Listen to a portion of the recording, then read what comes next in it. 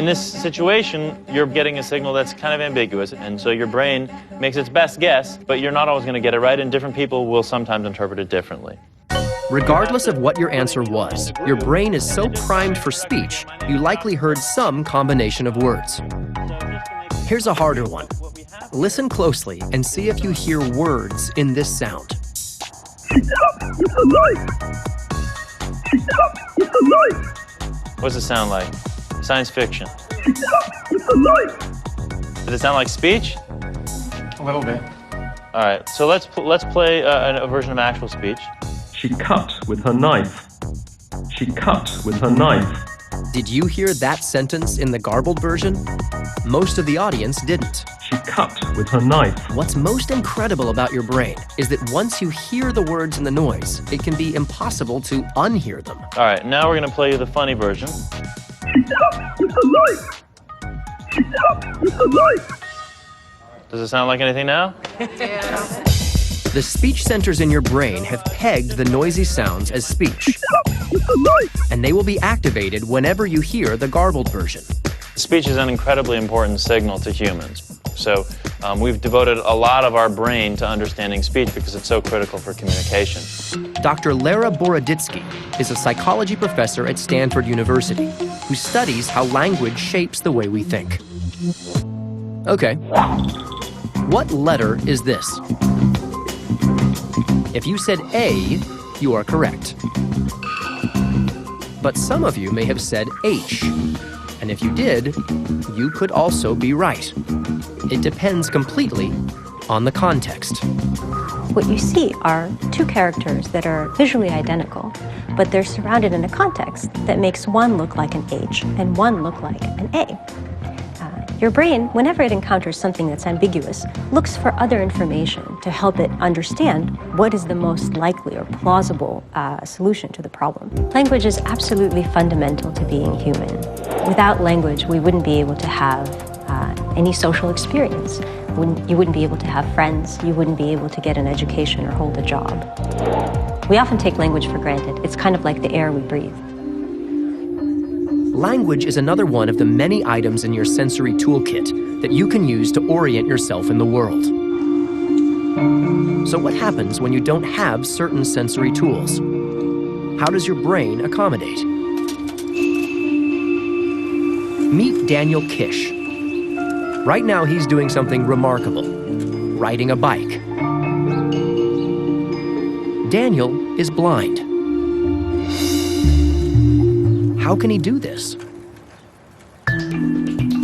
I am blind as the result of retinoblastoma. I lost my first eye at the age of 7 months and my second eye at the age of 13 months. I was expected by my parents to carry on, much as typical kids would.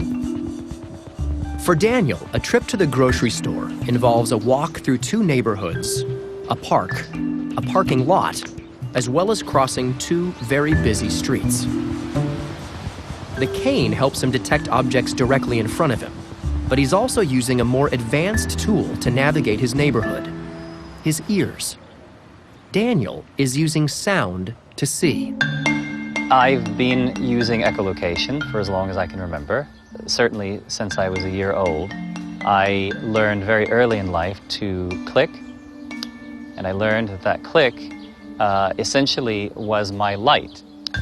I was able to construct images from surfaces in the environment based on sonar. Daniel listens for when his clicks echo off nearby objects, allowing him to sense not just the object's position in space, but also specific qualities about them. Passing an opening, and then here's tall hedge. But back here, we have pillars, and they flank an opening, and this opening takes us into another world. Daniel's technique works a lot like how bats use sound to navigate in the dark, and it caught the attention of bat biologist Cynthia Moss. There are a lot of similarities, actually, between what Daniel Kish does and what bats do.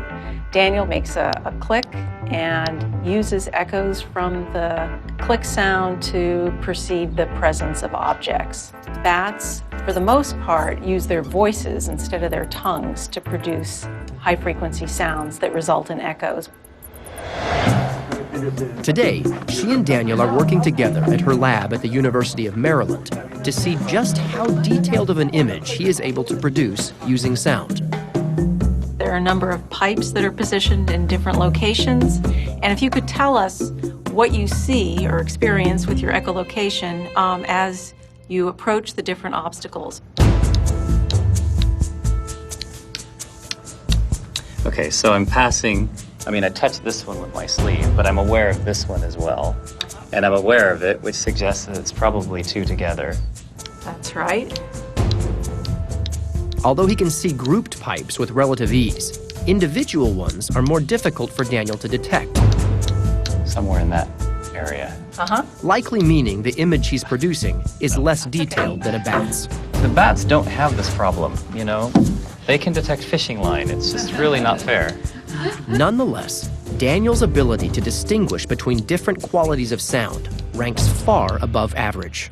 One of my colleagues ran some hearing tests on Daniel, and all of them were very, very good at processing temporal information about acoustic signals, which suggests that he's wired to process the timing of sounds in a way that's specialized compared to the average human listener. So if Daniel is better at analyzing sound than most of us, what's going on in his brain that gives him a leg up? It turns out that his visual cortex, which in most people is used to make sense of input from the eyes, is now being used in part to make sense of sound.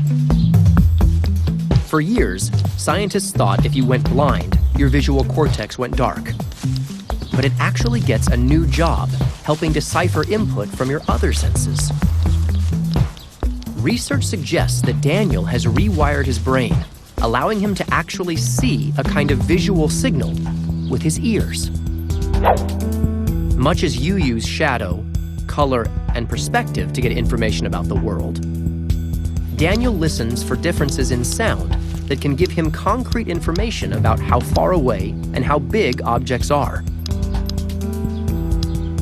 The biggest question remains, is this something you could learn to do, even if you're not blind? I think the answer is yes, with training. It does take time to learn such a new skill, and I think the younger you are, because younger brains are a bit more adaptable than older brains.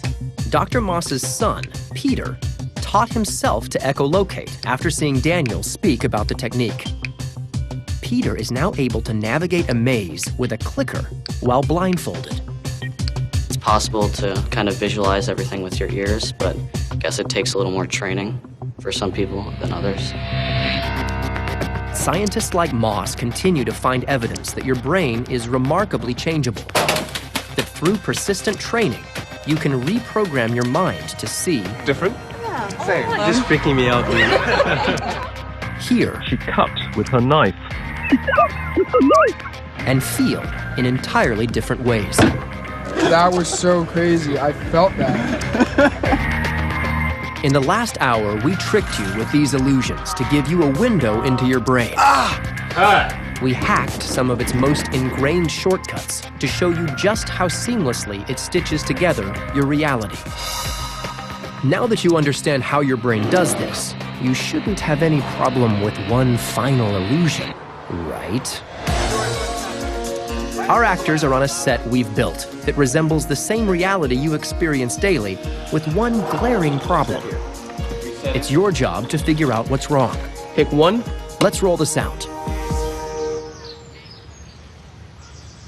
Where do you think you are? A park. Okay. This place seems to make the noises you'd expect it to, right?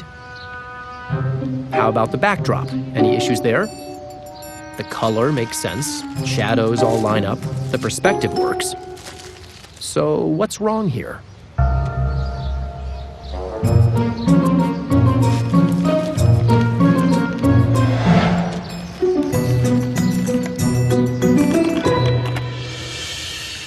figured it out?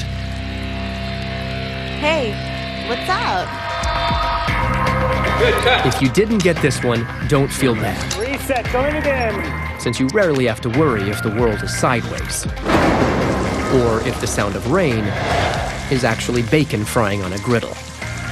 Your brain makes its best guesses to give you the organized and dependable world you know so well. Even though our reality isn't really real, and it certainly isn't perfect, it's close enough. And I think that's the reassuring thing, that you really have to do some clever tricks to fully expose to us just how artificial, how hallucinatory our reality actually is.